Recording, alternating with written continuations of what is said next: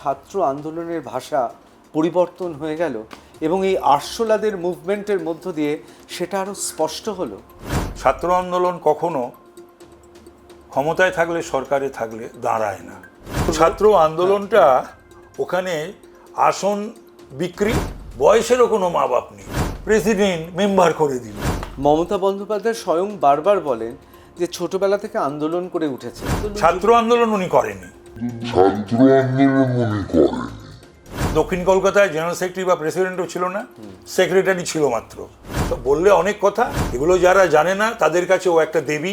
তারপরে মমতা বন্দ্যোপাধ্যায় ছাত্র আন্দোলন থেকে উঠে আসেননি? না না না, ছাত্র আন্দোলনের পরে কেউ ট্রেড ইউনিয়ন করে? ও তো ট্রেড ইউনিয়নও করে তো আইএনটিইউসি।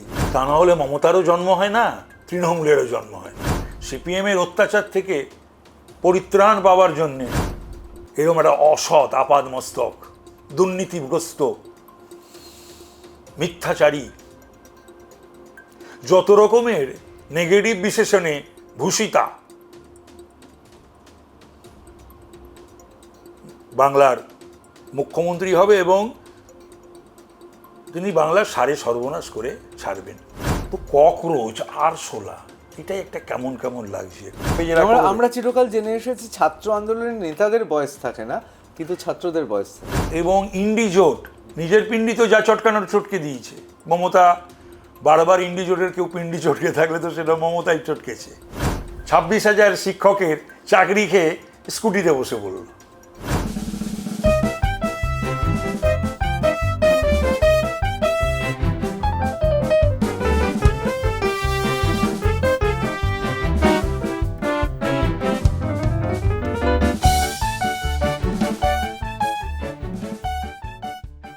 তার 15 বছরে 7 বার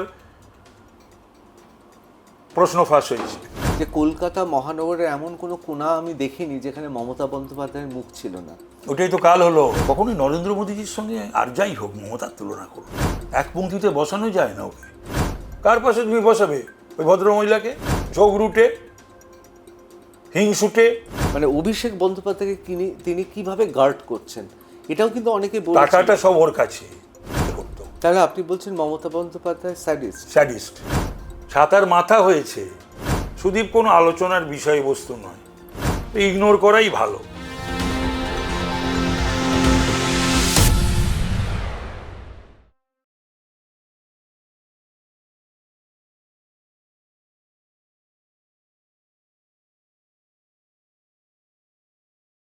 আমি ঋতব্রত ভট্টাচার্য, শুরু করছি টাফ টক উইথ ঋতব্রত। দেখুন, বাংলায় এই মুহূর্তে কতিপয় মানুষ আছেন যাদের সমস্ত দলের মানুষ তাদের বিভিন্ন কারণে সমালোচনা করলেও পরিশেষে বলেন মানুষটা কিন্তু ভদ্রলোক, একেবারে বাঙালি ভদ্রলোক। ঠিক সেই রকমই একজন বাঙালি ভদ্রলোক যেমন আমরা সিপিএমে দেখেছিলাম বুদ্ধদেব ভট্টাচার্য, বা আরও অনেকে রয়েছেন ধুতি পাঞ্জাবি পরহিত। কংগ্রেসেও এরকম এক ঝাঁক ভদ্রলোক বাঙালি ছিল। ভারতীয় জনতা পার্টিতে এই মুহূর্তে এবং তার আগে তৃণমূল কংগ্রেস এবং জীবনটা শুরু তার ছাত্র পরিষদ দিয়ে, তিনিও কিন্তু বাঙালি ভদ্রলোক। তার নাম তাপস রায়। তাপসদা, আজকে শিল্পমন্ত্রী হিসেবে আমার প্রথম টাফটকে আপনাকে পাওয়া। এর আগে যতগুলো আপনার সাক্ষাৎকার নিয়েছি তখন আপনি শিল্পমন্ত্রী নয়, অবশ্য পরিষদ বিষয়েও মন্ত্রিত্ব করেছেন, সে সময়ও নিয়েছি। আমি প্রথম আপনাকে যে জিনিসটা বা যে বিষয়টা এই মুহূর্তে গোটা ভারতবর্ষ জুড়ে তোলপাড় হয়ে গেছে, যে ছাত্র আন্দোলন আপনারা করেছেন ওই শতকের 7-এর দশকের শেষ থেকে শুরু করে 8-এর দশক, সেই সময়টা বামেরা তখন নতুন এসছে 1977 সাল, কংগ্রেস তখন আর নেই ক্ষমতায়, সেই সময় আপনি নেতৃত্ব দিয়েছেন ছাত্র পরিষদের। আপনার কি মনে হচ্ছে ছাত্র আন্দোলনের ভাষা পরিবর্তন হয়ে গেল এবং এই আরশোলাদের মুভমেন্টের মধ্য দিয়ে সেটা আরও স্পষ্ট হলো? এই তোমার প্রশ্নটার মধ্যে দুটো দিক হয়ে গেল। দুটো দিকে আমি ব্যাখ্যা করব। ব্যাখ্যা এক, ছাত্র আন্দোলন বাংলা। ব্যাখ্যা এক, এই মুহূর্তে ছাত্র আন্দোলন দিল্লি বা ভারতবর্ষ। পশ্চিমবাংলায় ছাত্র আন্দোলনটা প্রথম দিকে বামপন্থীরা করলেও শেষের দিকে বামপন্থীরা ছাত্র আন্দোলনটা করেনি বা করতে দেয়নি, যার জন্যে সেই সময় ছাত্র পরিষদ জেলায় জেলায় বা বাংলার বুকে ওরকম একটা মাত্রায় যেতে পেরেছিল। সেটার কারণ দুটো, একটা ছাত্র আন্দোলন কখনো ক্ষমতায় থাকলে সরকারে থাকলে দাঁড়ায় না, সেই কারণটাও ছিল। আর কলেজে কলেজে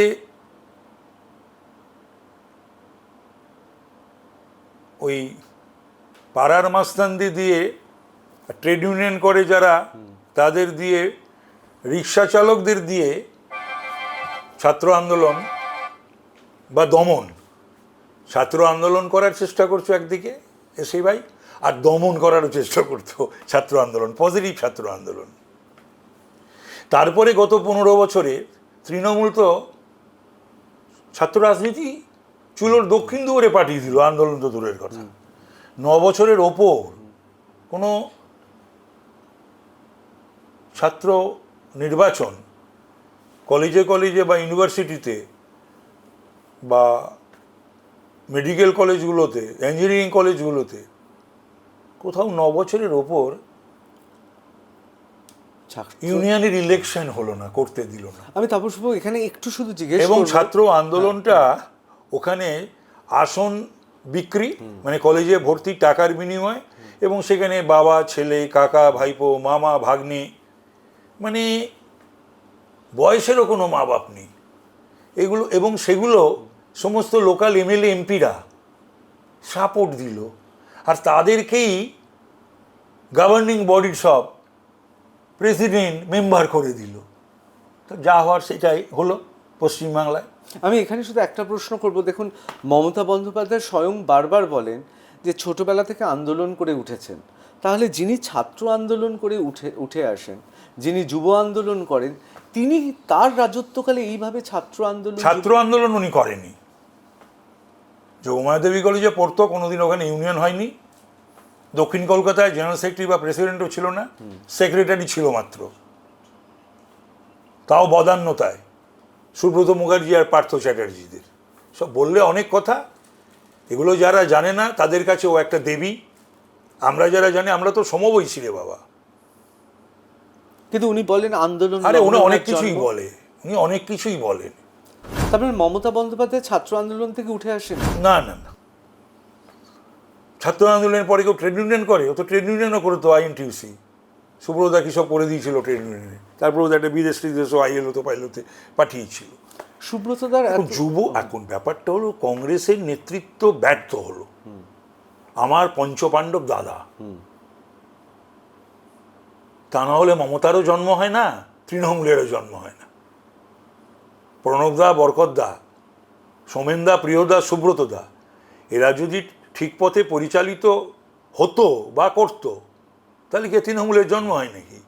সিপিএমের অত্যাচার থেকে পরিত্রাণ পাওয়ার জন্যে তখন আর কেই জানবে যে এইরকম একজন বাংলার বুকে এরকম একটা অসৎ আপাদ মস্তক, দুর্নীতিগ্রস্ত, মিথ্যাচারী, যত রকমের নেগেটিভ বিশেষণে ভূষিতা বাংলার মুখ্যমন্ত্রী হবে, এবং তিনি বাংলার সারে সর্বনাশ করে ছাড়বেন। কেউ জানতো কি? আর যেটা তুমি প্রশ্নটা একটার উত্তর দিলাম, তোমার দ্বিতীয় উত্তরটা দিইনি। আর দিল্লিতে যেটা হচ্ছে, প্রথম কথা হলো যে পার্টি যাই হোক না কেন, সমস্ত পার্টিকে সম্মান করবে গণতান্ত্রিক বন্দোবস্তের ব্যবস্থায়। সমস্ত পার্টির কর্মী পদাধিকারীদের অন্য পার্টি, তাদের একটা সৌজন্য থাকবে, শ্রদ্ধা থাকবে। তো ককরোচ আর শোলা, এটাই একটা কেমন কেমন লাগছে। তার অন্তত নামটা চেঞ্জ করে, কে কোথার থেকে নাম দিয়ে দিল, নামকরণ হলো, এখানে সেটা হলো। আর ওই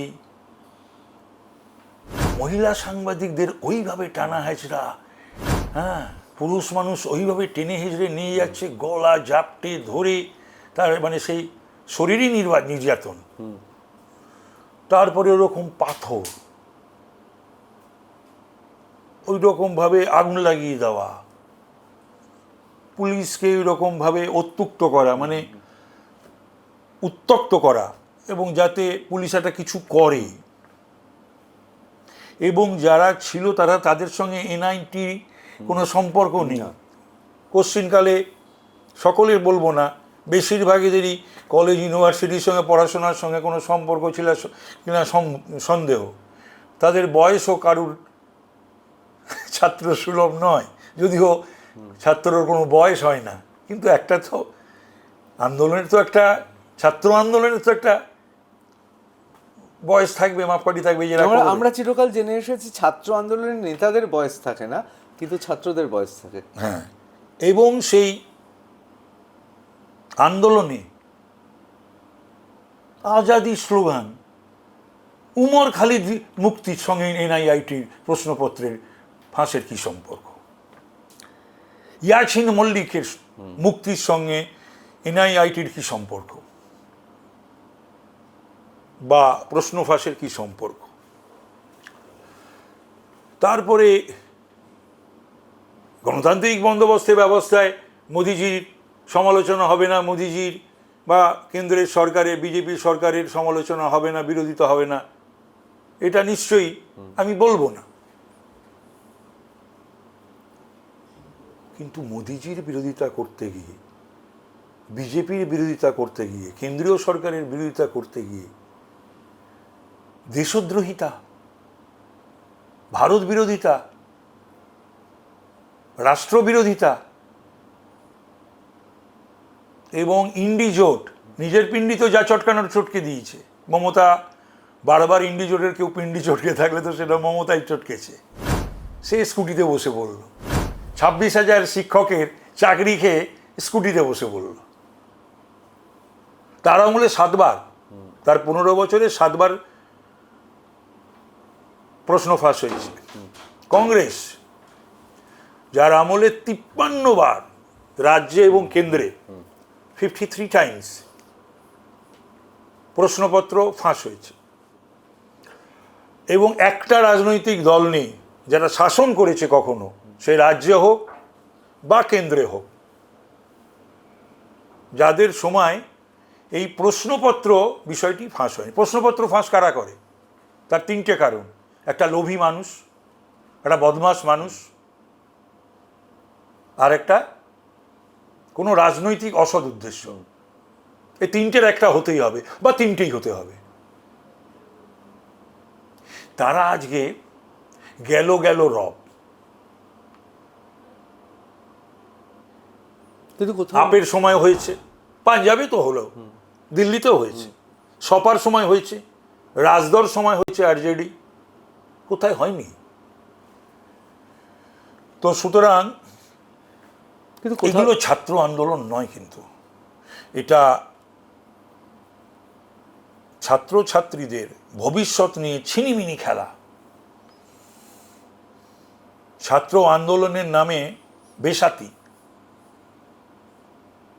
এবং নিজেদের, যদিও সেটা হবে না, চেষ্টা করা, মানে একটা অনেকে বলছে প্রচেষ্টা, এটার থেকে কোনো পলিটিক্যাল মাইলেজ পাবো না, তা পাবে না। উমর খালিদের মুক্তির দাবি করে টুকরে টুকরে গ্যাঙ্গে ভারতের টুকরা ওগা, হ্যাঁ, আর ইয়াসিন মল্লিকের জঙ্গি, যারা আমার ভারতবর্ষের বুকে মিলিটারিদের হত্যা করেছে, প্যারামিলিটারিদের হত্যা করেছে, পহেলগাম করেছে, যারা এখনো ছড়িয়ে ছিটিয়ে ভারতবর্ষের মধ্যে রয়েছে। সুতরাং তাদের পক্ষ যারা নেয়, আর যাই হোক, তাদের মধ্যে ভারতীয়ত্ব বোধ তো নেই, তারা ভারত মাতার সন্তানও নয়, দেশপ্রেমিকও নয়, তারা রাষ্ট্রদ্রোহী, দেশদ্রোহী। তারপর অনেকে বলছেন, এর পেছনে অনেকে বলছেন যে আমরা বিভিন্ন জায়গায়, যেটা বাংলাদেশে দেখেছি, শ্রীলঙ্কাতে দেখেছি, বা বিভিন্ন দেশে দেখেছি, যে সামাজিক মাধ্যম, ছাত্র আন্দোলন, যুব আন্দোলন এবং সেখান থেকে একটা সরকারকে উৎখাত করা, এই যে ফর্মুলাটা যেটা চলছে, অনেকে মনে করছে এইরকম একটা ফর্মুলা ভারতবর্ষের মতো দেশে সম্ভব না, একেবারেই সম্ভব না। অনেকে বলছেন এই ভয়তেই। আমি বলছি, ভারতবর্ষটা, যে প্রশ্নটা তুমি করলে, প্রশ্নের তাৎপর্যপূর্ণ। ইন্ডিয়ান সাবকন্টিনেন্টে হয়নি এমন তো কোনো ঘটনা নেই। কি হয়নি? ঠিক। সাউথ ইস্ট এশিয়াতে হয়নি এমন কোনো তো বিষয় নেই। বাংলাদেশ হয়েছে, পাকিস্তান হয়েছে, নেপাল হয়েছে, শ্রীলঙ্কা হয়েছে।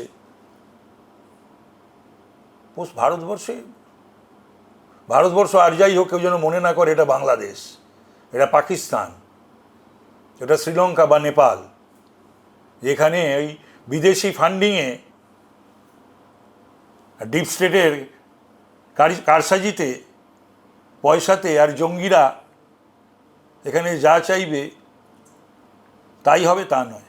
তার কারণ এখানে দেশপ্রেমিকের সংখ্যাটা খুব বেশি, এত বেশি, ভারতীয়ত্ব বোধ এত বেশি, এবং তারা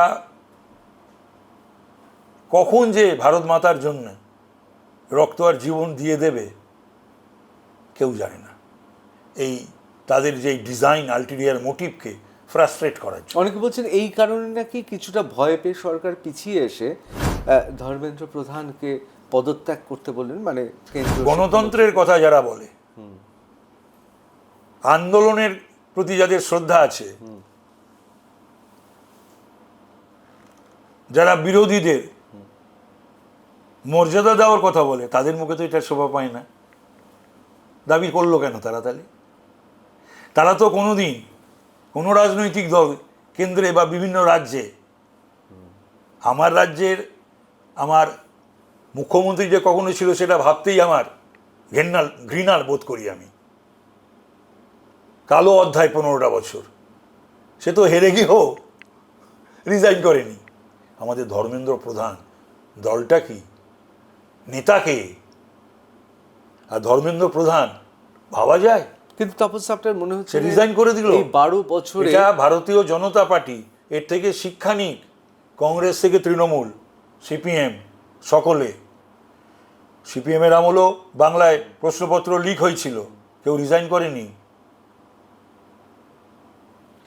কিন্তু আপনার মনে হয় না যে এই যে 12 বছরে একমাত্র এনজে আকবর ছাড়া, সেটা মিটু আন্দোলনের জন্য, সেটা পুরো সম্পূর্ণ স্বতন্ত্র, আমি এর মধ্যে ফেলছি না, কিন্তু আপনার মনে হয় না যে ভারতীয় জনতা পার্টিতে, আমি নিজেও কানে শুনেছি, আপনিও দেখেছেন, রাজনাথ সিংয়ের মতো নেতা তিনি খুব সধম্যে বলছেন আমাদের এখানে ওই রকম পদত্যাগ হয় না।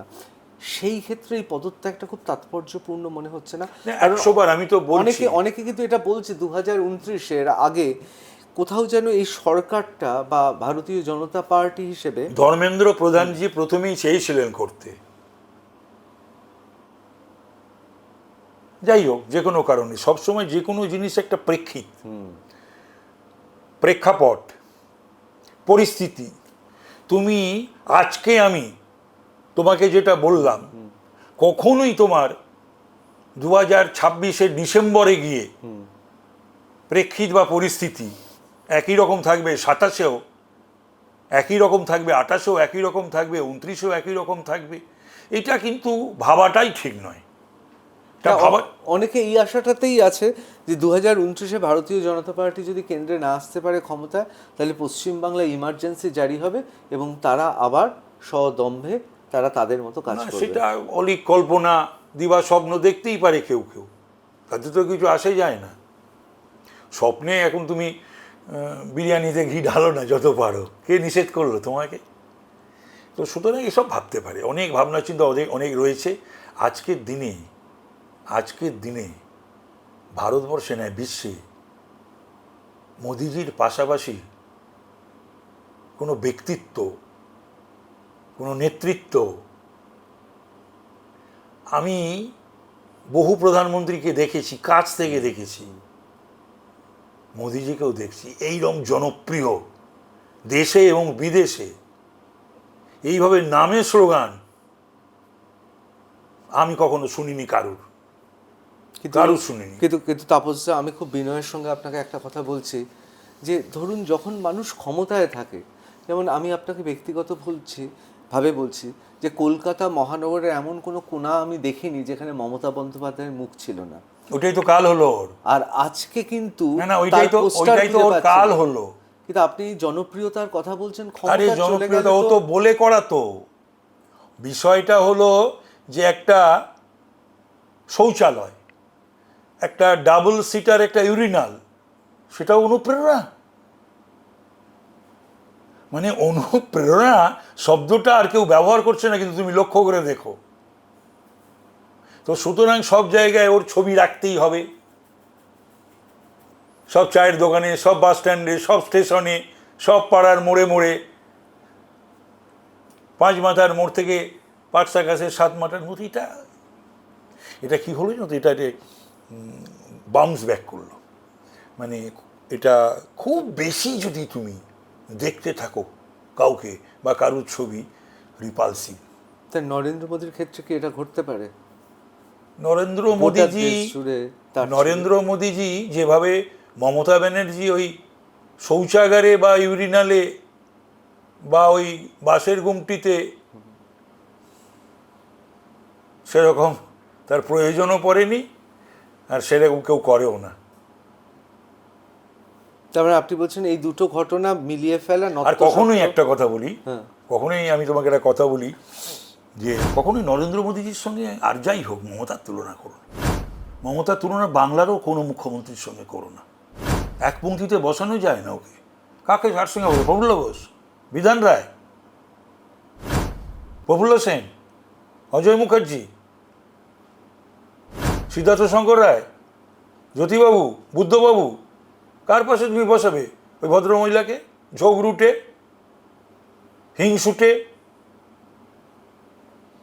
কিন্তু কিন্তু এটাও তো আবার আমরা দেখছি অবাক হয়ে যে অভিষেক বন্দ্যোপাধ্যায়ের কাছে, মানে অভিষেক বন্দ্যোপাধ্যায়কে তিনি কিভাবে গার্ড করছেন, এটাও কিন্তু অনেকে বলছে। টাকাটা সব ওর কাছে, পার্টির সমস্ত টাকা, জোচ্চুরির টাকা, দুর্নীতির টাকা, তোলাবাজির টাকা, সবটা তো ওর কাছে না। অনেকেই ভেবেছিলেন যে পরিষদীয় বিধানসভায় পরিষদীয় আপনার যে অভিজ্ঞতা আছে তাতে স্পিকার হিসেবে আপনাকে পাবো। যেই আমরা শুনলাম, এটা রোটেছি, দল করলে করতো আমাকে, আমার কোনো অসুবিধা ছিল না। তারপর দল এটা ভেবেছে করেছে। যাই হোক, ওই গৌরবোজ্জ্বল সময় আমি আপনাকে দেখলাম, আপনারও নিশ্চয়ই খুব ভালো লেগেছে। এটা তো একটা 291 জনকে, না নিজে ছাড়া 90 জনকে, আমাকে তো গভর্নর হ্যাঁ, প্রোটেম হ্যাঁ। 290 জনকে শপথ করিয়েছি। নিজে 291, একটার বাই ইলেকশন হয়ে গেল, তাহলে 292। আর শুভেন্দু অধিকারী 2 জায়গা থেকে জিতেছে, আর ইয়েও 2 জায়গা থেকে জিতেছিল, ওই হুমায়ুন কবির। না, আমাদের এটা খুব আপনার ক্ষেত্রে অন্তত আমি দেখেছি বিধানসভার ব্যাপারে আপনার বোধহয় একটা আলাদা ভালোবাসা আছে, টান আছে একটা। এটা মানে এটা আমি দেখেছি, মানে এটা আছে। সবাই চলে গেল, বিধানসভা করতে আমি খুব ভালোবাসি বরাবর, প্রথম থেকে, সে 96 থেকে আমি দেখেছি। আমি না, কোনোদিন বিধানসভা আমার সেই জন্য ইয়ে আপনার যায় নাম না। প্রোটেম স্পিকার যখনই বলা হলো আমরা ভাবলাম, আমরা তো আশাই না, করেছিলাম। আমাকে যারা বলছিল, আমি কাউকে বলিও নি, বলছে বলুক, তার কারণ আমি সেটাই জানতাম। আমাকে যারা অনেকেই বলেছিল, আমার দলেরও বলেছিল যে স্পিকার, আমি আর কাউকে বলিনি, কারণ প্রোটেম স্পিকারই তো স্পিকারের নির্বাচনটা করবে, তাহলে how he will become speaker. So I had to conduct the speaker election. একদম না, কিন্তু আপনার বিধানসভার প্রতি ভালোবাসা, একটা প্রগাঢ় ভক্তি, শ্রদ্ধা, গণতন্ত্রের পীঠস্থান হিসেবে দেখা, এই বিধানসভায় আপনার দেখা এখনো পর্যন্ত, আপনি তো অনেক মুখ্যমন্ত্রীকে দেখলেন, আপনার দেখা মুখ্যমন্ত্রীর যদি তালিকা করতে হয় আপনি কাকে এগিয়ে রাখবেন? না দেখা যদি বলো তাহলে সেটা বিধানচন্দ্র রায়।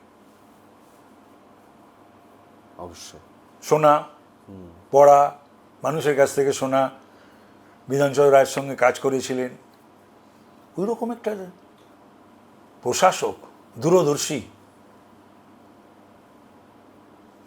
ভাবা যায় না। আর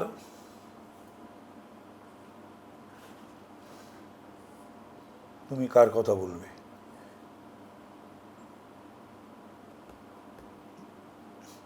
আর তুমি মমতা ব্যানার্জির ওপরে সবাইকে বসাতে পারো, সবাইকে। এবার টাফটকে একটু টাফ প্রশ্ন করছি তাপসদা।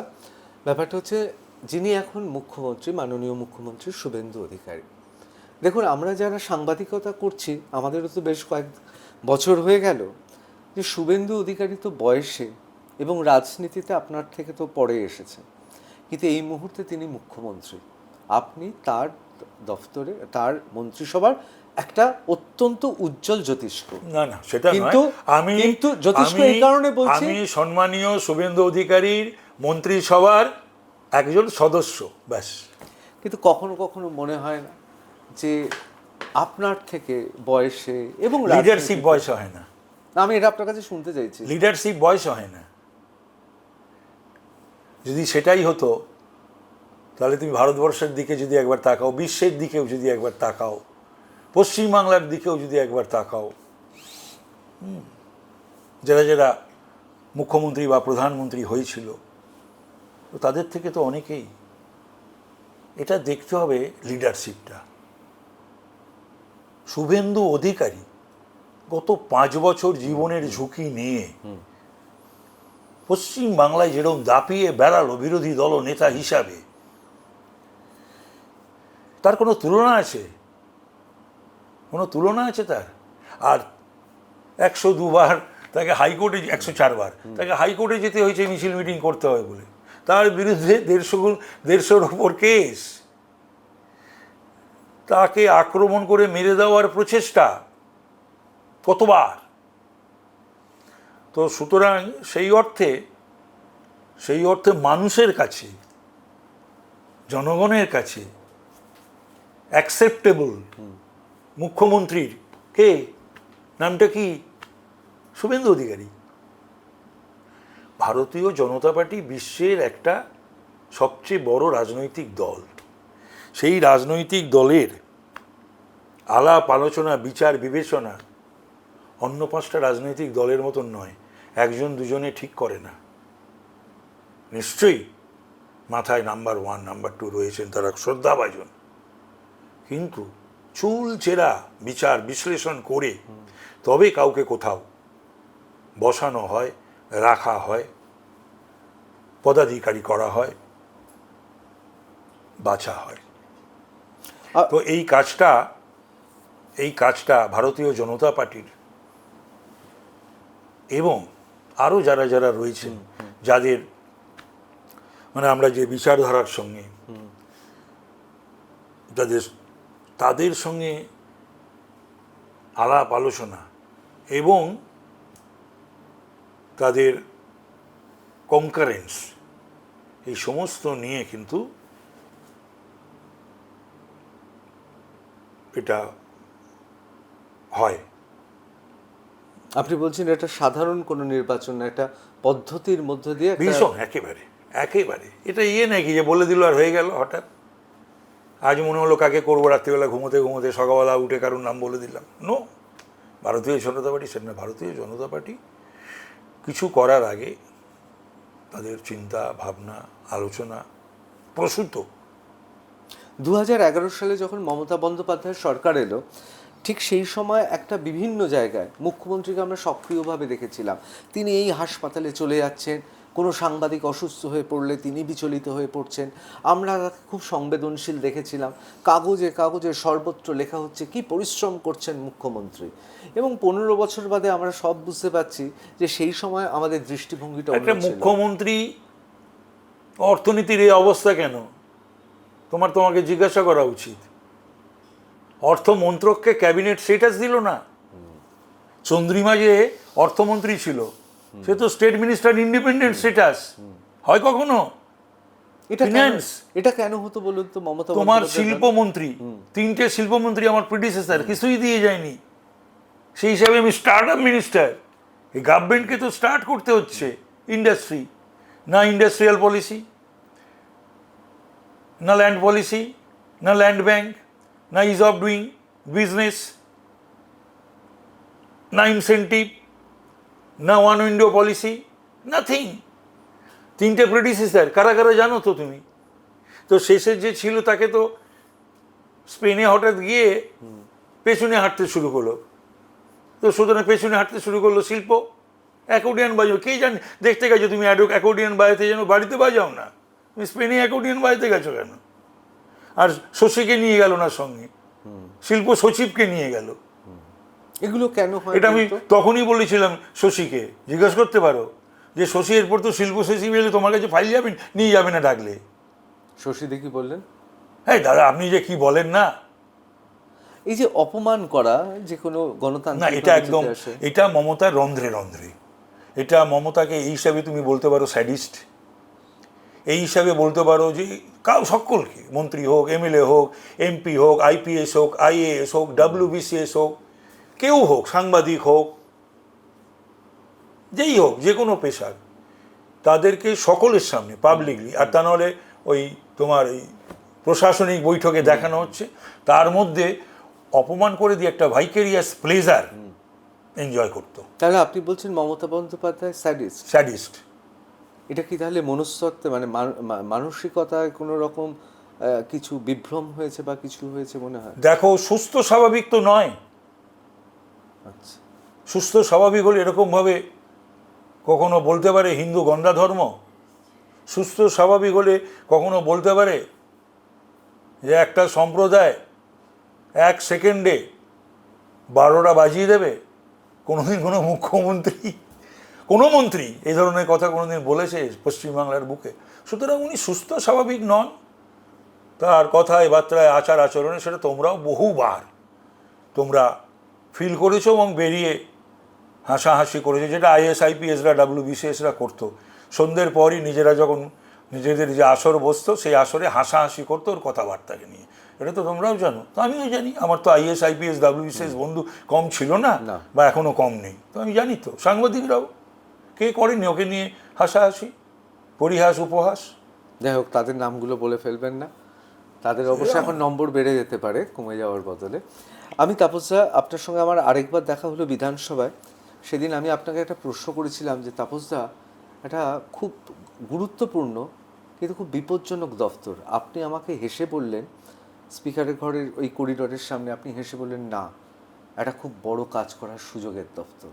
খুব তার আগেই দফতর বন্টন হয়েছে, আপনি খুব আত্মবিশ্বাসের সঙ্গে বললেন।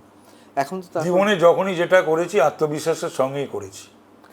কিন্তু তাপসদা, আপনার মনে হয় না গোটা এবং আমাকে যখন সম্মানীয় মুখ্যমন্ত্রী এবং দল এই কাজটা দিয়েছে, মনে করেছে তো এই কাজটা একে দেওয়া যায়, যেতে পারে, তাহলে আমি সে কাজটা করতে পারবো না কেন?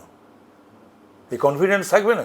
কিন্তু আপনার একবারের জন্য মনে হচ্ছে না বা হাত পা কাঁপছে না যে 34 বছর জগদ্দল পাথরের মতো বাম শাসন এবং কয়েক হাজার এখান থেকে সংস্থা তাদের হেডকোয়ার্টার নিয়ে চলে গেছে জঙ্গি বাম শ্রমিক আন্দোলনের মধ্য দিয়ে আমাদের রাজ্যে, সেটা কল্যাণী হতে পারে, ব্যারাকপুর শিল্পাঞ্চল হতে পারে, হাওড়া হতে পারে, দক্ষিণ চব্বিশ পরগনা হতে পারে, মানে সমস্ত জায়গায় তার একটা কালো করাল ছায়া নেমে এসেছে। এবং মমতা বন্দ্যোপাধ্যায় 15 বছরে খাতায় কলমে অনেক কথা বলা হলেও আদৌ কিছু হলো না। দেখুন তাপসদা, গোটা পশ্চিমবাংলার মানুষ, পশ্চিমবাংলা যেমন বাংলাদেশ না হয়ে যায় তার জন্য যেমন বিজেপিকে ভোট দিয়েছে, আর বিজেপিকে ভোট দিয়েছে নতুন প্রজন্মের ছেলেমেয়েরা। আমরা নিজেরাও এটাকে সমীক্ষা করেছি যে এ রাজ্যে শিল্প হবে। সেই দিক থেকে এই শিল্প দফতরটা এই মুহূর্তে সবচেয়ে গুরুত্বপূর্ণ আমাদের কাছে। বিশেষ করে যা পরিশ্রম করার সময় দেওয়া করছি, করব, shall leave no stone unturned. ঈশ্বরের কাছে প্রার্থনা করছি, পরিশ্রম করার শক্তি দাও, স্বাস্থ্যটাকে, শরীরটাকে ঠিক রাখো। আর এতদিন তো বক্তৃতাতে বলে এলাম, ওই কাজটা কতটা শক্ত? না, মোটেই শক্ত না। করব মনে করলে কোনো কাজই শক্ত না। আর করবো না মনে করলে, আমি যদি মনে করি যে আমার পরিবারের একজনকেই শিল্পপতি করব, তাহলে কাজটা শক্ত, তাহলে শিল্পপতিরা আসবে না। তারই আপনি বলছেন গত 15 বছরে একটা পরিবারকে মমতা ব্যানার্জি কি করলো? নিজের পরিবারের লোকদের শিল্পপতি করার চেষ্টা করলো, ভাইপোকে শিল্পপতি করার চেষ্টা করলো, এবং জেলায় জেলায় 1-2 করে শিল্পপতি করার চেষ্টা করলো। ওই তৃণমূলের সব পদাধিকারী বা জনপ্রতিনিধি, কোথাও 1জন, কোথাও 2জন, তাতে বাংলার শিল্পের ষষ্ঠী পুজো হয়ে গেল। তো সুতরাং এই যে বিষয়টা মাথায় যদি না থাকে কোনো সরকারের, কোনো ব্যক্তির, তাহলে সেটা কঠিন কিসের? এই যেভাবে আসছে, আজকে 12টায় অফিসে বসেছি, 6টায় উঠেছি, 6 ঘন্টা। 6 ঘন্টায় তো আমি একটা কাপ চা খেতে পারিনি, সেই সময়টুকু পর্যন্ত পাইনি। মানে এত মানুষ, তাহলে মানুষগুলোকে তাড়িয়ে দেবো মনে করলে, মানুষের সঙ্গে দুর্ব্যবহার, গালিগালাজ, অপমান, তার জন্যই তো 6,688 জন পালিয়ে গেছে। টাটা থেকে আরম্ভ করে কুমার মঙ্গলমকে কি অপমান, তারপরে তোমার শিল্প যাতে না হয় সেই পরিবেশ, তারপরে তোমার আইনটিটিউসি, তোলাবাজি আর আইনটিটিউসির দায়িত্ব কাদের দ্বারা দেওয়া হলো, যা আবার তাই হলো। তো সুতরাং তাপস দা, এত অল্প সময়ের মধ্যে আমার এই প্রশ্নটা করা উচিত না, কিন্তু আমি প্রশ্ন করছি 1919 সাল পর্যন্ত ভারতবর্ষের শিল্প এবং ভারতবর্ষের বিভিন্ন বিদেশি বিনিয়োগ এখানে হয়েছে। তার ঐতিহাসিক কারণ, ভারতবর্ষ তখন, গোটা ভারতবর্ষের রাজধানী তখন হচ্ছে কলকাতা।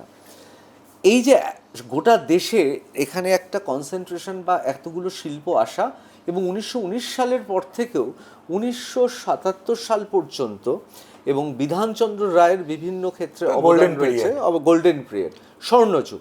তারপর বামেরা, মানে আমি আপনাকে এমনি জিজ্ঞেস করছি, আমি কাউকে অশ্রদ্ধা করে জিজ্ঞেস করছি না, বামেদের মধ্যেও তো এটা তারা বুঝতে পেরেছিলেন যে শিল্প দরকার, এবং শেষ মুহূর্তে বুদ্ধদেব ভট্টাচার্য অনুভব করেছিলেন, কিন্তু তখন অনেক দেরি হয়ে গেছে। কিন্তু সেই জায়গায় দাঁড়িয়ে এখন যেহেতু চটের বাজার কমেছে, এবার অনেকেই হাঁ হাঁ করে চিৎকার করবে যে না, ঋতব্রত, চটের বাজার আদৌ কমেনি। এখন চটের জায়গায় প্লাস্টিক ব্যবহার হচ্ছে, চাই বা না চাই, এমন অজস্র পরিবর্তন ঘটেছে আর্থসামাজিক ক্ষেত্রে। সেই জায়গায় দাঁড়িয়ে শিল্পমন্ত্রী হিসেবে পশ্চিমবঙ্গকে ঘুরে দাঁড়ানো যাবে? যাবে, 100 বার যাবে। ট্র্যাডিশনাল শিল্প যেগুলো রয়েছে সেগুলো তো আছেই, তার পাশাপাশি তোমার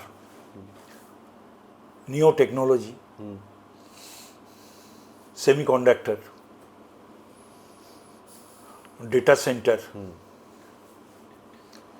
তো এইগুলোর জন্য দেশ বিদেশ থেকে মানুষ আসছে। তো এগুলো আজকে কানাডা এসেছিল, গতকালকে পোল্যান্ড এসেছিল, জাপান এসে ঘুরে গেছে মিটসুবিশি, আয়ারল্যান্ড আসছে, আমেরিকা এসে ঘুরে গেছে, আবারও আসছে বেশ কয়েকটা।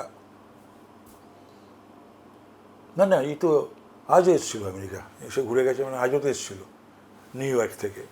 তো সুতরাং এক্সপানশনের জন্যে ভারতবর্ষের যারা, এবং সবচেয়ে বড় কথা যে কথাটা বলতে গিয়ে আমি অন্য প্রসঙ্গে চলে গেলাম, যে এবারও রেজাল্ট যদি 19-20 হতো, তাহলে বোরা বিস্তারা বহু ইন্ডাস্ট্রিয়ালিস্ট তারা বেঁধে ফেলেছিল, তারা কিন্তু পশ্চিমবাংলায় যেটুকুনি রয়েছে তারা আর থাকতো না। তারা এটাকে গুটিয়ে নিয়ে গুজরাট, মহারাষ্ট্র, উত্তরপ্রদেশ, মধ্যপ্রদেশ, উড়িষ্যা এসব জায়গায় চলে যেত। এবার আমি আর দুটো প্রশ্ন করব আমার শিল্পমন্ত্রী হিসেবে। ধরুন, এই যে সেমিকন্ডাক্টর আপনি বলছেন, প্রচুর পরিমাণের জল, প্রচুর পরিমাণে ইনফ্রাস্ট্রাকচার, এগুলো তো দরকার। আমি বলছি পশ্চিম বাংলায় প্রকৃতি উজাড় করে দু হাতে দিয়েছে, কি নেই বলো তো? কিন্তু আপনাকে কি ওই অন্য দপ্তর থেকে কাজ করতে দেবে? কারণ শিল্প দপ্তরটার দিকে তো এখন সবাই তাকিয়ে থাকবো, তার কারণ আমাদের ছেলে মেয়েরা যারা বাইরে চলে যাচ্ছে তাদের শিল্প দপ্তরটার উপরে দেখাশোনা করছেন স্বয়ং মুখ্যমন্ত্রী, তার উপরে হচ্ছে আমাদের কেন্দ্রীয় নেতৃত্ব, কেন্দ্রীয় মন্ত্রিসভার সদস্যরা, স্বয়ং প্রধানমন্ত্রী এবং স্বরাষ্ট্রমন্ত্রী, এবং পশ্চিমবাংলার সেই হৃত গৌরব সেটা ফিরিয়ে আনবার জন্য, এবং পশ্চিমবাংলায় এত সম্ভাবনা শিল্পের, স্কিল, আনস্কিলড, জল, তারপরে তোমার পরিবেশ, সব মিলিয়ে নলেজেবল পারসনস, মেধা, সেই মেরিট, মানে শুধু তো ফ্লাইট অফ ক্যাপিটাল হয়নি, ফ্লাইট অফ ব্রেন ড্রেনের যে কটা বলো, ফ্লাইট অফ মেরিটও তো হয়েছে বাংলার বাইরে বা ভারতবর্ষের বাইরে। তো সেইগুলোকে যদি আমরা কাজে লাগাতে পারি, তাহলে পরে পরিযায়ী শ্রমিকের সংখ্যা কমবে। আর আমার পশ্চিম বাংলায় আমাদের যে নবপ্রজন্ম, নিউ জেনারেশন, যেটা তোমরা বলো, আমরা ইদানিং বলি, তারা যদি বাড়িতে থাকতে পারে বাবা মার সঙ্গে, শ্রীপুত্র পরিবারের সঙ্গে, কেন বলো তো গোটা সল্টলেক খাকা যাবে, সল্টলেক কেন, বহু সল্টলেক, আচ্ছা আমারই তো ছেলে মেয়ে বিদেশে, তারপরে আপনি বলছেন। সুতরাং যদি তারা এখানে সুযোগ সুবিধা পেত, কাজ পেত তাদের মানের, তারা যে পড়াশোনা করেছে, তারা যে শিক্ষায় শিক্ষিত হয়েছে, তাহলে নিশ্চয়ই তারা বাংলা ছেড়ে ভারতবর্ষের বিভিন্ন শহরে বা প্রদেশে বা ভারতবর্ষের বাইরে অন্য রাষ্ট্রে, দেশে তারা যেত না। তাপসদা, আমাদের এখানে যেসব শিল্প সম্মিলনগুলো হতো, আমি নিজেও অনেকবার কাভার করেছি বা আমাদের অন্যান্য সতীর্থরা কাভার করেছে। খুব সুন্দর ঢাউস ব্যাকট্যাগ দিত, খুব ভালো খাওয়াতো, ভালো পেন দিত, আর বিভিন্ন জায়গায় লেখা হতো হাজার হাজার কোটি টাকার বিনিয়োগ। বিজিবিএস 8 বার হয়েছে, হ্যাঁ, আমার কাছে ফাইল রয়েছে, ছাতার মাথা হয়েছে। তা এই যে এত 8 টাকা বার যে বিনিয়োগ- বিজিবিএস হয়েছে, হ্যাঁ, বলুক না অ্যানাউন্সমেন্ট কি ছিল আর কি হয়েছে। বিজিবিএস এর তো কাটমানি এবং কারা কারা ওই সমান থেকে বিজিবিএস হওয়াটা মানে আমফান, বিজিবিএস, প্রাকৃতিক দুর্যোগ, বিপর্যয়, এসব হলে তো তৃণমূলীয়দের লম্পজম্প হতো। আমফান নিয়ে কি বলেছেন যে ববি কি করেছিস? আমি যখন ওই একের পর এক যখন কম্পট্রোলার, অডিটর জেনারেল রিপোর্ট 28টা যখন অর্থমন্ত্রী একটার পর একটা টেবিল করছেন, তখন আমি বলেছিলাম চিৎকার করে যে কী সব করেছিস তোরা, কি করেছিস, কোনো মানে কোনো ক্ষমা নেই, মাপ নেই, যা করে গেছে, যা ক্ষতি করে গেছে, মানে অবর্ণনীয়। কয়েক হাজার হাজার কোটি টাকা চলে গেছে আমাদের। পশ্চিমবাংলাটাকে নষ্ট করে দিয়ে গেছে সমস্ত দিক থেকে, শিল্প, চাকুরি, অর্থনীতি, ল অ্যান্ড অর্ডার, তারপরে সামাজিক সুরক্ষা, কোন দিকটায় দেখবে তুমি। একটা বাংলায় প্রবাদ আছে, শুনেছো তোমরা, আমার মায়ের কাছ থেকে সব শোনা, আমি সেগুলো সমস্ত আমি রিপ্রোডিউস করি এখন, যে ও তোর সর্বাঙ্গ ব্যথা তুই ওষুধ দিবি কোথা। তো মমতা বাংলায় যা করে গেছে, তোমার ওষুধ শেষ হয়ে যাবে, মলম শেষ হয়ে যাবে, কিন্তু ওই যে ক্ষত, প্রলেপ তুমি দিয়ে শেষ করতে পারবে না, ক্ষত বুঝবে না। মেয়ে তো এখন বিদেশে গিয়ে, আপনার মেয়ে তো ছেলে মেয়ে দুজনেই, ছেলে মেয়ে দুজনেই বিদেশে, কিন্তু আপনার মেয়ে তো ইংরেজি সাহিত্যের অধ্যাপিকা এখন না বিলাতে। অধ্যাপিকা না, এখানে ইংরেজিটা ও স্কুলে 3-4টে নামি দামি স্কুলেও পড়িয়েছে। এখন তো বিদেশে অধ্যাপনা গিয়ে ওখানে পড়ছে, পড়াচ্ছে, পড়তেই পারে, কি করবে সেটা দেখি। ওখানে একটা ইউনিভার্সিটিতে রয়েছে, সেখানে যা করার করছে, ও ফিরবে অবশ্য, এটা ঘটনা, মেয়ে ফিরবে। তা আপনি কি চাইছেন বাংলার ঘরে ঘরে ছেলেমেয়েরা এরকম ফিরে আসুক? সেটা সম্ভব? মানে তাদের মেধা, তাদের মেধার দেখো, উপযুক্ত- সুযোগ যদি পায়, সুযোগ যদি হয়, ব্যারিংয়ে ভেরি ফিউ, প্রত্যেকেরই একটা তার নিজের ঘরের পাড়া, বাড়ি, প্রদেশ, পশ্চিমবাংলার প্রতি একটা আলাদা টান আকর্ষণ আছে। মানে মাননীয় মুখ্যমন্ত্রী থেকে শিল্পমন্ত্রী চাইছেন সবাই ফিরে আসুক, সোনার বাংলা হোক। এবার আমি একটা লাস্ট প্রশ্ন করব। দেখুন, আপনি নিজের চোখে দেখতে পাচ্ছেন সুদীপ বন্দ্যোপাধ্যায়ের সঙ্গে বিজেপি নেতৃত্ব স্বয়ং শুভেন্দু অধিকারী বৈঠক করছে। পাড়ায় পাড়ায় দেখা যাচ্ছে যত দিন যাচ্ছে ডিম মারা আর হচ্ছে না, তলায় তলায় সেটিং চলছে। সবাই আবার নিজের স্থাবর অস্থাবর সম্পত্তি রক্ষার্থে তারা একটা সন্ধি করে নিচ্ছে। আমি মানছি যে ভারতীয় জনতা পার্টির আসল শত্রু অবশ্যই অবশ্যই লালেরা, এই তাত্ত্বিকভাবে। কোথাও কি মনে হচ্ছে যে সুদীপ বন্দ্যোপাধ্যায় সহ তৃণমূলের সবাই একটা বিজেপিকরণ হয়ে যাবে এবং আপনারা যে দেখো, সুদীপ 18 বার দল বদলেছে, দল হয়েছে, দল বলেছে। সুদীপ কোনো আলোচনার বিষয়বস্তু নয়, ইগনোর করাই ভালো। ও আমার মুখ্যমন্ত্রীর কাছে যাচ্ছে, আমার গর্ব না, আমার ভালো লাগছে, গর্ব লাগছে। ও আমার প্রধানমন্ত্রীর কাছে যাচ্ছে, ও আমার স্বরাষ্ট্রমন্ত্রীর কাছে যাচ্ছে, তো আমার গর্বের। এবং এই আমার মুখ্যমন্ত্রী, প্রধানমন্ত্রী, স্বরাষ্ট্রমন্ত্রী তৃণমূলটাকে চুরমুর করার জন্যে যেটা করছে, আর এদের মুখোশ খুলে পড়ছে এরা কী ধরনের মানুষ বা পলিটিক্যাল এলিমেন্ট, এটা ভালো লাগছে না? কিন্তু সুদীপ এটা ভালো লাগার কথা নয়। সুদীপ বন্দ্যোপাধ্যায় একটা জিনিস খুব ভালো লাগছে, উনি পুরুষতান্ত্রিকতা চাপিয়ে দিচ্ছেন না, নয়না বন্দ্যোপাধ্যায়কে কিন্তু আসতে বলছেন না। এটা কি কোথাও একটা মানে যাকে দেখতে পারি না তার সব কিছু ব্যাখ্যা, এটা সব সময় ও যে দলই করুক না কেন, যখনই যেটা করেছে ও ভেতরে ভেতরে একটা সম্পর্ক অন্য একটা দলের সঙ্গে মেনটেন করেছে। এইখানেও সেই চালাকিটা করলো, বউকে রেখে দিল মমতার কাছে আর নিজে ওদিকে গেল। আবার তবে এখন 80 বছর বয়স হয়ে গেছে, তো সুতরাং বেশি বয়সেই কি একটা বলে হয়, সেটা হয়তো হয়েছে। কোথাও মনে হচ্ছে ভারতীয় জনতা পার্টি এই মুহূর্তে দাঁড়িয়ে, ভারতীয় জনতা পার্টি এই সমস্ত উচ্ছৃঙ্খল দল তৃণমূল ভাঙার জন্যে, সমাজের পক্ষে যারা খুব ক্ষতিকর, রাজ্যের পক্ষে, দেশের পক্ষে, সেই দলকে ভাঙার জন্যে যে যা যা যা যা করছে, এটাকে আমি আহ্লাদিত এবং আনন্দিত। তাহলে সব মিলিয়ে ব্যস্ততা আগের থেকে বেড়েছে, কিন্তু খুব আনন্দে আছেন। আনন্দে আমি বরাবরই আছি, আনন্দে থাকবো না কেন? কিন্তু আমরা অপেক্ষা করছি, নিরানন্দ হওয়ার কোনো কাজ তো করিনি জীবনে। আমরা কিন্তু অপেক্ষা করছি আপনার প্রিয় ক্রিকেটার সুনীল গাভাস্কারের, যে তার খেলার যে আপনি তারিফ করেন। খেলার শুধু নয়, সুনীল গাভাস্কার আমার কাছে শুধু একজন ক্রিকেটার নয়, যে কোনো